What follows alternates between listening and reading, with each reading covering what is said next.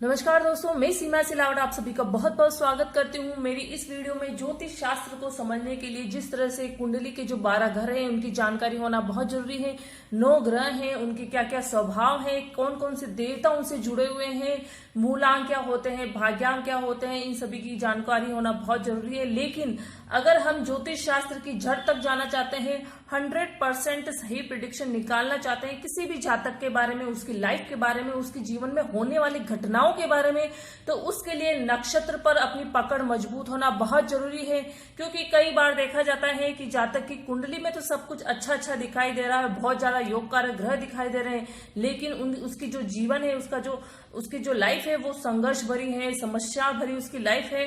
तो इसके पीछे कहीं ना कहीं नक्षत्र का बहुत बड़ा हाथ है। नक्षत्र को अगर हम जब तक देख नहीं सकते हैं, समझ नहीं सकते हैं, उसकी डिग्री को कैसे देखा जाता है वो अगर हम नहीं समझ सकते हैं, तो कहीं ना कहीं ज्योतिष शास्त्र में कमी रह जाएगी। हम 100% प्रिडिक्शन नहीं निकाल पाएंगे। अगर नक्षत्र पर अपनी पकड़ मजबूत है तो किसी भी घटना की तारीख और समय भी हम निकाल कर बता सकते हैं। इसके लिए नक्षत्र की जानकारी होना बहुत जरूरी है। फाइनल जो जजमेंट होता है वो नक्षत्र से ही होता है। और लेकिन इसके लिए लग्न कुंडली बहुत जरूरी है, क्योंकि लग्न कुंडली में देख के ही हम नक्षत्र तक पहुंचते हैं। तो लग्न कुंडली की जानकारी होना भी जरूरी है। लेकिन फाइनल अगर 100% प्रिडिक्शन चाहिए कि बिल्कुल 100% यस, तो इसके लिए हमें नक्षत्र को देखना बहुत जरूरी है। बिना नक्षत्र के हम वो गहराई प्राप्त नहीं कर पाते हैं। तो चलिए नक्षत्र के बारे में थोड़ा सा आपको बता देती हूँ, थोड़ी सी डेफिनेशन कि नक्षत्र आखिर में होता क्या है। जो नक्षत्र है वो है हमारा पूरा आकाश मंडल, जिसमें सूर्य, चंद्रमा, तारे, जो हमारा पूरा ब्रह्मांड है, जो 9 ग्रह हैं वो सारे आ जाते हैं। नक्षत्र के अगर हम 2 टुकड़े करें तो देखिए, नक्ष का मतलब होता है आकाश और क्षेत्र का मतलब होता है क्षेत्रफल। उस आकाश का जो पूरा क्षेत्रफल है वो नक्षत्र कहा जाता है।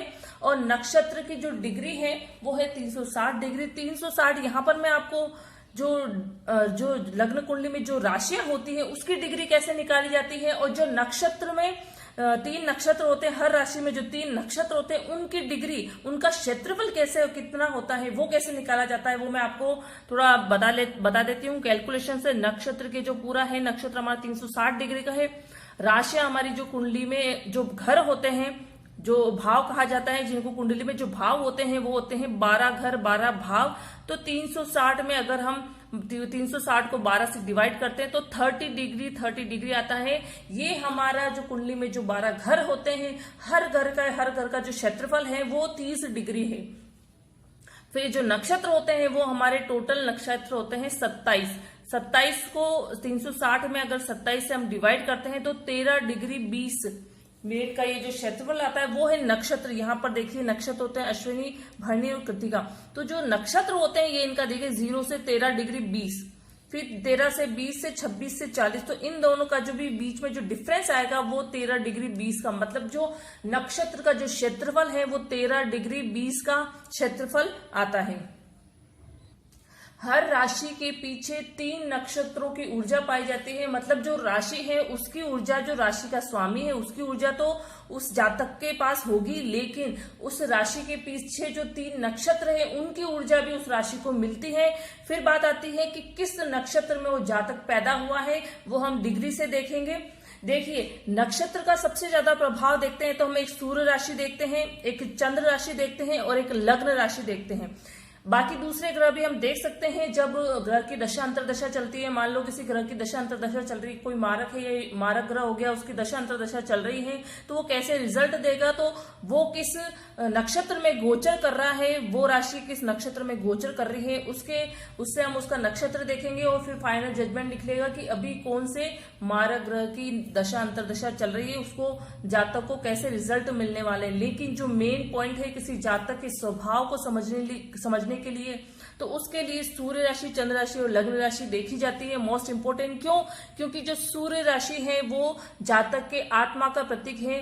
वो इंसान अंदर से कैसा है, उसका स्वभाव बाहर से तो बहुत अच्छा है, मिलनसार है, लेकिन उसकी जो सोच है दूसरों के बारे में, अपने बारे में, वो कैसी है, वो अंदर से अपनी आत्मा से कैसा है, वो सूर्य राशि से पता चलता है। चंद्र राशि जो मन का प्रतीक है, क्योंकि चंद्रदेव जो है जो सबसे मूवेबल ग्रह है, 2.25 दिन ही एक भाव में रहते हैं, एक घर में रहते हैं, इसलिए चंद्र राशि को हम अवॉइड नहीं कर सकते हैं। चंद्र राशि को देखना बहुत ज्यादा जरूरी है।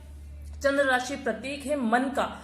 वो सोचता कैसा है, जातक कैसे विचार रखता है, तो जैसे वो विचार रखता है, जैसे वो सोच रखता है, वो ही उसके स्वभाव बन जाती है, उसकी आदतें बन जाती है।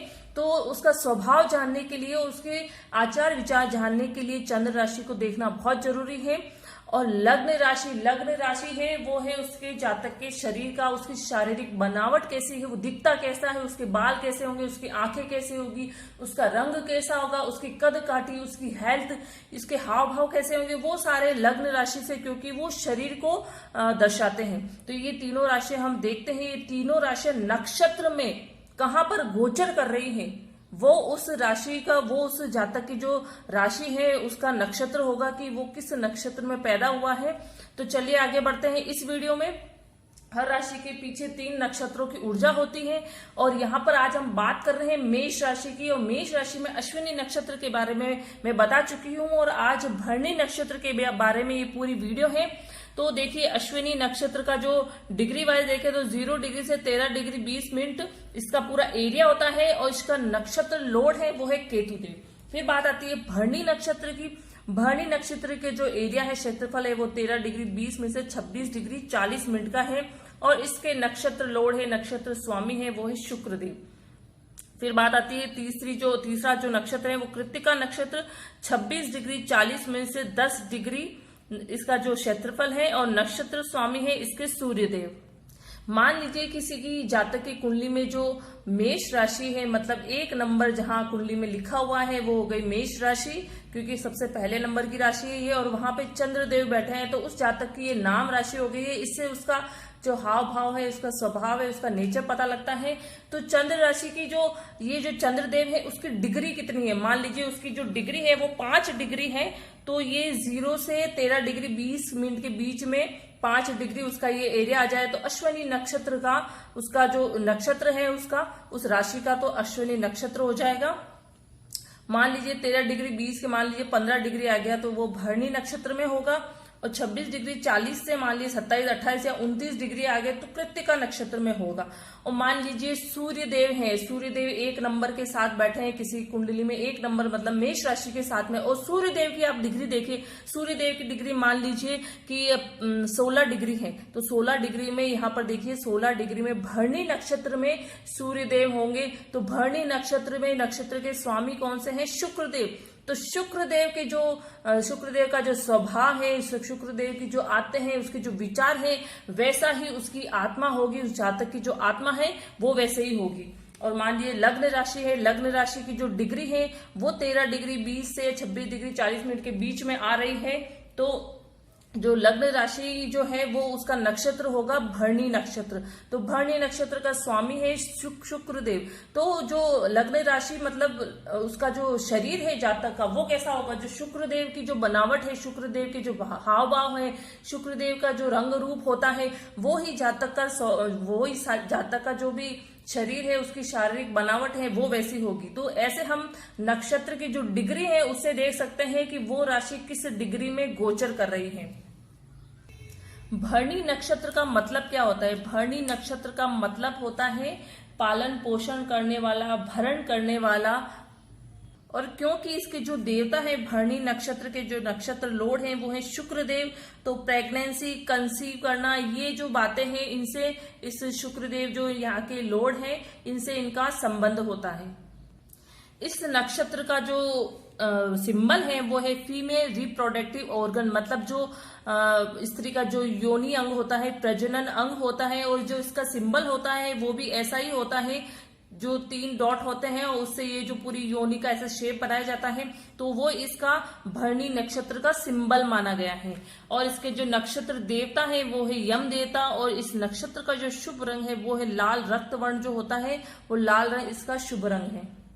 तो भरणी नक्षत्र का मतलब होता है भरण पोषण करना, और शुक्र देवता सेक्सुअलिटी और प्रेगनेंसी और कंसीवनेस, इनसे इनका संबंध है। तो एक ये स्त्री के लिए कहा गया है कि एक स्त्री कैसे अपने परिवार का भरण पोषण करती है, लालन पालन करती है, और कैसे अपने गर्भ में एक जीव को 9 माह तक रखकर एक नए जीव को उत्पन्न करती है, पैदा करती है। और जो ये सृष्टि को आगे चलाने की जो पूरी क्रिया है वो सिर्फ एक स्त्री ही करती है।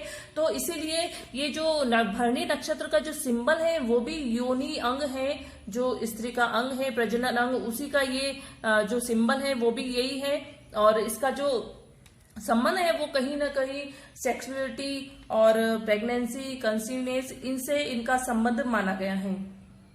मान लीजिए किसी जातक का जन्म भरणी नक्षत्र में होता है, उसका आप देख लीजिए, डिग्री वाइज से देख लीजिए। भरणी नक्षत्र में अगर किसी जातक का जन्म होता है तो उसका स्वभाव कैसा होगा? उसका स्वभाव सबसे पहले तो होगा मेष राशि का प्रभाव होगा, क्योंकि ये उसकी स्वयं की राशि है। तो मेष राशि का जो सिंबल है वो है भेड़। तो वो काफी कॉन्फिडेंस वाला आदमी होगा, मेहनती काफी होगा। एक जीवन में जो उसने लक्ष्य देख लिया है तो उस लक्ष्य की तरफ वो चलता जाएगा बिना रुके, और वो कभी भी इधर उधर की बातों पे ध्यान नहीं देगा। क्योंकि अगर हम भेड़ को देखते हैं तो वो एक सीधे राह पर चलती रहती है, वो आसपास के लोगों को नहीं देखती है कि वो लोग क्या कह रहे हैं या क्या उसके बारे में उनके विचार है, तो वो उन चीजों पे ध्यान नहीं देते हैं, एक लक्ष्य बना देते हैं, वो भेड़ चाल की तरफ वो चलते रहते हैं।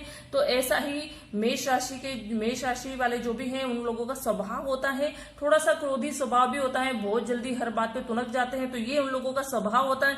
लेकिन भरणी नक्षत्र में उस जातक का जन्म हुआ है तो उसके नक्षत्र के, इस भरणी नक्षत्र के जो स्वामी है वो है शुक्रदेव। तो शुक्रदेव का भी स्वभाव उस जातक में पाया जाएगा।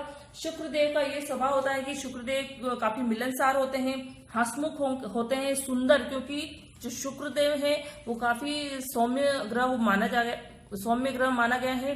सौम्य होने के साथ साथ में आकर्षक व्यक्तित्व वाले होते हैं, सुंदर भी होते हैं, झूठ इनको बिल्कुल भी पसंद नहीं होते हैं। लग्जरी लाइफ इनको पसंद होती है, लेकिन कंफर्ट जोन में रहना पसंद करते हैं और शो ऑफ नहीं करते हैं। इनके पास लग्जरी लाइफ होती है, अच्छी अच्छी ब्रांड की ये चीजें यूज करते हैं, एक लाइफ का स्टैंडर्ड इनके पास होता है, लेकिन ये शो ऑफ नहीं करते हैं। मंगल का प्रभाव, क्योंकि इनकी जो राशि है वो मेष राशि है, तो शुक्रदेव का स्वभाव तो होगा, लेकिन मेष राशि तेरे मंगल ग्रह का प्रभाव भी होगा। चुनौती बहुत जल्दी एक्सेप्ट करेंगे और मेहनती काफी होंगे। अपना लक्ष्य जो बना लिया है उसको पाने के लिए जी जान से वो कोशिश करेंगे। काफी मनी मैनेजमेंट होंगे, कहाँ कैसा पैसे खर्च करना है और कहाँ खर्च नहीं करना है, इन लोगों को बहुत अच्छे से पता होता है। मित्रों की संख्या इनकी बहुत अधिक होती है, क्योंकि ये काफी मिलनसार होते हैं, इनका स्वभाव काफी सौम्य होता है, तो जहां भी जाते हैं बहुत जल्दी लोगों को आकर्षित करते हैं। और ये जो दिखने में भी काफी सुंदर होते हैं, आकर्षक व्यक्तित्व वाले होते हैं, तो इनके मित्रों की संख्या भी काफी ज्यादा होती है, ऊर्जावान होते हैं, मेहनती होते हैं, और दाम्पत्य जीवन इन लोगों का बहुत ज्यादा अच्छा होता है। क्यों? क्योंकि शुक्रदेव स्वामी है, तो सेक्सुअलिटी में ये सेक्स में काफी इंटरेस्टेड होते हैं, और जो अपने जीवन साथी के प्रति भी काफी समर्पित होते हैं। तो जीवन साथी से जो इनके संबंध है वो बहुत अच्छे होते हैं, दाम्पत्य जीवन का बहुत ज्यादा अच्छा होता है। सेवा भावी बहुत होते हैं, हेल्पिंग नेचर होता है, हमेशा दूसरों की सेवा करने में लगे रहते हैं, भावुक भी काफी होते हैं। इसलिए इनके सिर पर कभी किसी न किसी सीनियर का या गुरु का हाथ होना बहुत जरूरी है। गुरु हो या कोई इनका सीनियर हो, घर में भी कोई बड़े हो, तो उनका अगर इनको गाइडेंस मिलता रहे तो इनके लिए बहुत अच्छा रहता है। क्रिएटिव काफी होते हैं, क्योंकि शुक्रदेव इनके स्वामी हैं, तो क्रिएटिव टैलेंट इनमें कूट कूट के भरा रहता है। कुछ न कुछ नया करना, किसी चीज को बहुत ही अच्छे बेहतर ढंग से पेश करना इन लोगों की एक हॉबी होती है। इनकी जो लाइफ होती है वो एक्सट्रीम चलती है, मतलब लाइफ कभी एकदम से उतार आएगा तो एकदम से चढ़ाव भी आ जाएगा। जो भी कोई भी इनकी जो लाइफ में उतार चढ़ाव वो एकदम से आते हैं, एकदम से यूं नहीं कि धीरे धीरे लाइफ में प्रोग्रेस हो रही हो, धीरे धीरे कुछ भी अगर उनको लॉस हो रहा है तो धीरे धीरे, ऐसा नहीं है। अगर लाइफ में इनको सक्सेस मिलेगी तो एकदम से मिल जाएगी, और अगर उनको कोई असफलता मिलेगी तो एकदम से वो जमीन पर आकर गिर जाएंगे। तो एक्सट्रीमली इनकी लाइफ चलती है, और ये लोग बातें भी गुप्त रखते हैं, क्योंकि इनका संबंध है शुक्रदेव से और जो शुक्रदेव हैं वो सेक्स के कारक हैं, तो चाइल्ड बर्थ हो गया, सेक्सुअलिटी होगी, ये जो बातें हैं सारी गुप्त रखी जाती हैं। हम भी ये बातें जो अपनी गुप्त बातें हैं, पर्सनल बातें हैं, तो किसी से शेयर नहीं करते हैं। तो ये लोग अपनी जो बातें होती है वो गुप्त रखना पसंद करते हैं। देखिए, सबसे पहले बात आ गई कि हर राशि के जो 3 नक्षत्र होते हैं, तो नक्षत्र में हमें देखना है कि किस नक्षत्र में जातक का जन्म हुआ है, तो उसके लोड का प्रभाव तो उसमें होगा ही। और जो राशि स्वामी है, राशि का जो स्वामी है मंगल देव यहाँ पर है, तो उसका भी प्रभाव होगा। लेकिन हर नक्षत्र के भी 4 चरण होते हैं, 4 पद होते हैं। भरणी नक्षत्र के भी 4 चरण है, 4 पद है। तो उस पद में भी वो नक्षत्र कहाँ है, तो उसके जो स्वामी है उनका प्रभाव भी उस जातक में पूरा पूरा पाया जाएगा। और ऐसे हम नवमांश भी इससे भरणी नक्षत्र के जो 4 चरण है उससे, या हर नक्षत्र के जो भी 4 चरण है उससे हम नवमांश भी निकाल सकते हैं। देखिए, किसी भी जातक का जन्म अगर आपने देख लिया 13 डिग्री से 20 मिनट से 26 डिग्री 40 मिनट के बीच में उसकी डिग्री है, तो भरणी नक्षत्र में उस जातक का जन्म हुआ है। लेकिन भरणी नक्षत्र के भी जो 4 चरण है, तो डिग्री कौन सी है उसकी, 13 डिग्री 20 से 16 डिग्री 40 मिनट के बीच में अगर उसकी डिग्री है, तो जो उसका जो स्वभाव है, जो उसका जो प्रभाव है, वो सूर्य राशि, सिंह राशि जो है, सिंह राशि का भी प्रभाव उसमें होगा। और इसके जो देवता है सूर्यदेव, मान लीजिए कि किसका भरणी नक्षत्र में जन्म हुआ है और पहले चरण का जो उसकी डिग्री है वो पहले चरण में आ रही है, तो जो सिंह राशि है उसका प्रभाव बहुत ज्यादा होगा। सूर्यदेव से मिलता जुलता उसका स्वभाव होगा, काफी ऊर्जावान होगा, आगे बढ़ने की चाह उसमें बहुत ज्यादा होगी, बहुत विल पावर काफी स्ट्रांग होती है। ऐसे लोगों की आत्मविश्वास तो बहुत ही गजब का होता है। और इनमें इसीलिए कहीं ना कहीं थोड़ी सी अहंकार की भी भावना होती है। ये कभी किसी की सुनते नहीं है, हमेशा अपनी चलाते हैं। और मान लीजिए किसी के दूसरे चरण में 16 डिग्री 40 में से 20 डिग्री तक किसी का चरण आ गया है भरणी नक्षत्र में, यहाँ पर आप डिग्री देख लीजिए, क्योंकि 13 डिग्री 20 से 26 डिग्री 40, 13 डिग्री 20 का पूरा ये जो क्षेत्रफल एक नक्षत्र का होता है, इसके 4 टुकड़े किए गए हैं। तो इसमें भी कौन से चरण में उस जातक का नक्षत्र पाया गया है, तो कौन से चरण में है उसका भी जो उसके भी जो राशि है, उसके जो राशि के जो स्वामी है उसका भी प्रभाव बहुत ज्यादा पड़ता है। दूसरे चरण में अगर वो नक्षत्र का पद है तो कन्या राशि का प्रभाव होगा। और इसके जो देवता है बुध देव, तो बिजनेस माइंडेड होगा, काफी मिलनसार भी होगा। और बुध देव है जो वाक चातुर्यता का गुण भी उनमें बहुत ज्यादा कूट कूट के भरा रहता है और बिजनेस माइंडेड होते हैं। ऐसे लोग बिजनेस बहुत अच्छा करते हैं, बिजनेस में बहुत नाम कमाते हैं। तो इन जो कन्या राशि है बुध देव का भी जो प्रभाव है उस जातक में पाया जाएगा। अगर तीसरे चरण का ये जो पद है नक्षत्र का, तो अगर तीसरे चरण में ये उसका नक्षत्र पाया गया है तो तुला राशि का बहुत ज्यादा प्रभाव होगा। शुक्रदेव इसके स्वामी है, तो शुक्रदेव का पूरा प्रभाव होगा। वैसे भी शुक्रदेव इस नक्षत्र के स्वामी है, तो शुक्रदेव के मैंने स्वभाव आपको बता दिए हैं, तो शुक्रदेव का प्रभाव होगा। चौथे चरण में अगर वो नक्षत्र है तो वृश्चिक राशि का प्रभाव होगा। और मंगल देव है ये, यहाँ पर मेष राशि के स्वामी भी मंगल देव है, मैंने आपको स्वभाव बता दिया है, तो मंगल देव का भी यहाँ पर प्रभाव रहेगा। मान लीजिए जो सूर्य देव हैं वो 1 नंबर मेष राशि के साथ बैठे हैं और उसकी जो डिग्री है वो है 14 डिग्री। तो हमने देखा 13 डिग्री 20 से 26 डिग्री 40 का ये नक्षत्र का भरणी नक्षत्र का क्षेत्रफल है, तो 14 डिग्री तो भरणी नक्षत्र में वो सूर्य राशि है वो भरणी नक्षत्र में गोचर कर रही है। फिर उसके पद देखते हैं तो 14 डिग्री है, तो 13 डिग्री 20 से 16 डिग्री 40 मिनट का ये भरणी नक्षत्र का पहला पद है। तो ये 14 डिग्री है सूर्य देव की डिग्री।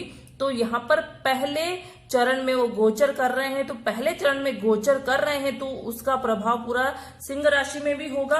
तो यहाँ पर आप अगर उस जातक के जो नवमांश है वो देखेंगे तो नवमांश में कहीं ना कहीं वो जो सूर्य देव हैं वो सिंह राशि में 5 नंबर की राशि में सूर्य देव आपको मिलेंगे नवमांश में। तो ऐसे भी आप नवमांश देख सकते हैं। पहले चरण में मंगल देव, सूर्य देव और बृहस्पति देव को विशेष बल मिलता है। अगर दूसरे चरण में वो उस नक्षत्र की राशि होगी तो मंगल देव, बुध देव और राहु देव को विशेष बल मिलता है। तीसरी नक्षत्र के तीसरे चरण में होगा तो शुक्र देव, बुध देव और राहु देव को विशेष बल मिलता है। और भरणी नक्षत्र के चौथे चरण में अगर वो राशि होगी तो शुक्र देव और बृहस्पति देव को विशेष बल मिलता है।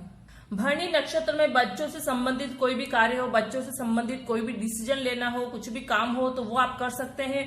प्रेगनेंसी या कंसीव होता है तो वो भी बहुत शुभ माना जाता है भरणी नक्षत्र में। लेकिन यात्रा करना या नया कोई कार्य करना अशुभ माना जाता है भरणी नक्षत्र में। अगर आपका कोई कार्य आपने बहुत पहले शुरू कर दिया है और भरणी नक्षत्र में वो कार्य समाप्त हो रहा है, खत्म हो रहा है, तो कोई दिक्कत नहीं है। लेकिन भरणी नक्षत्र में कोई भी कार्य करना, नया कार्य, कोई शुभ कार्य स्टार्ट करना या यात्रा करना अशुभ माना जाता है। तो दोस्तों ये पूरा हो गया है भरणी नक्षत्र के बारे में सारी जानकारी। तो ये वीडियो आपको कैसी लगी है प्लीज आप मुझे कमेंट बॉक्स में कमेंट जरूर करें, क्योंकि नया टॉपिक है और नक्षत्र का टॉपिक थोड़ा सा टिपिकल है, क्योंकि इसमें जो राशियां, जो नक्षत्र हैं वो 3-3 नक्षत्र हैं, उसके भी अलग अलग लॉर्ड हैं, फिर हर नक्षत्र के भी 4 चरण और पद होते हैं, फिर उनके भी जो लॉर्ड अलग होते हैं, उसे नवमास में भी देख सकते हैं। तो ये थोड़ा सा टिपिकल हो जाता है। तो अगर आपको समझ में आ रही है तो भी आप मुझे कमेंट करें कि हाँ आपको वीडियो कैसी लगी। अगर आपको थोड़ा सा कुछ डाउट हो इस वीडियो के बारे में तो आप मुझे कमेंट बॉक्स में आप मुझे कमेंट करके पूछ सकते हैं, मैं आपको आंसर जरूर दूंगी। मेरी वीडियो को आप ज्यादा से ज्यादा लाइक करें, शेयर करें, और अगर अभी तक आपने मेरे चैनल को सब्सक्राइब नहीं किया है तो प्लीज मेरे चैनल को सब्सक्राइब जरूर करें। Okay, thank you.